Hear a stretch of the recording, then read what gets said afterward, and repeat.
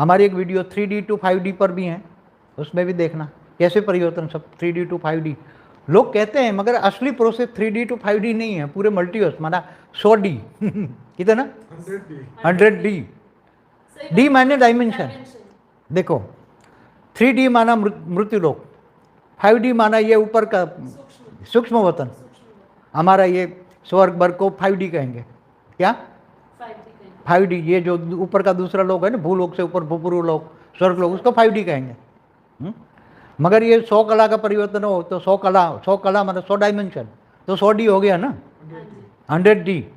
तो हमारा तो 100D का प्रोसेस है, क्या 5D नहीं, 3D to 100D।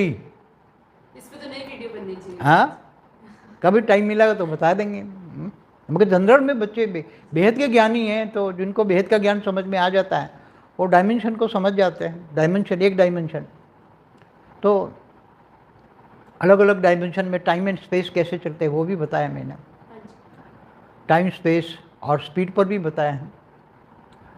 तो ये जो ज्ञान समझ में आता है वो जानेंगे कि उनके जो धरती पर जो हो रहा है वो सूक्ष्म जगत वाले चला रहे हैं। हमेशा कहता हूँ सूक्ष्म जगत वाले ही स्थूल जगत को चला रहे हैं, हमेशा कहता हूँ। तो ये पूरी प्रोसेस जो है परिवर्तन की प्रोसेस, अब दूसरे लोगों को तो पता नहीं है, मगर बेहद के ज्ञानी होंगे वो 9 लाख जो हैं, 9 लाख पुरुष और 9 लाख प्रकृति, 18 लाख जो भी हैं बेहद की आत्माएं, वो बेहद के ज्ञान को ढूंढते ढूंढते चारों ओर से आएंगे। परिस्थितियाँ ऐसी आएगी कि अंतिम परम सत्य एक ही है, आत्मस्वरूप। आत्मस्वरूप में बच्चे आ जाएंगे, ज्ञान समझ में आ जाएगा, स्वयं को पहचान लेंगे। जब तक स्वयं को नहीं पहचानेंगे तो अपने रचयिता को नहीं पहचानेंगे। तो धरती पर जो अनंत प्रकार की आत्माएं रहती है, कितने प्रकार की आत्माएं आप देखो, एक आत्मा का दूसरे से मिलता है, जैसे फेस नहीं मिलता तो आत्मा की क्वालिटी भी नहीं मिलेगी, क्योंकि फेस किसके आधार से बनता है, सूक्ष्म शरीर के आधार से। सूक्ष्म शरीर किसके आधार से, कारण शरीर से। कारण शरीर किसके आधार से, महाकारण, पर महाकारण, फिर आत्मा का ओरिजिनल फॉर्म।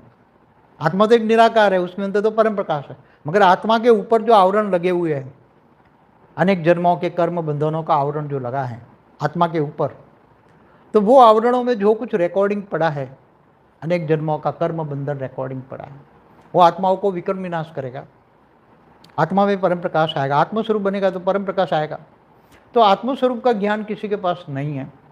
सब आत्मज्ञानी कहते हैं, आत्मज्ञानी, सोल कॉन्शियस, रूहानी दुनिया कहते हैं कई लोग, मगर इनके पास ज्ञान नहीं है। इसलिए परिवर्तन का पूरी प्रोसेस का ज्ञान जो हमने दिया है, परिवर्तन की पूरी प्रोसेस का ज्ञान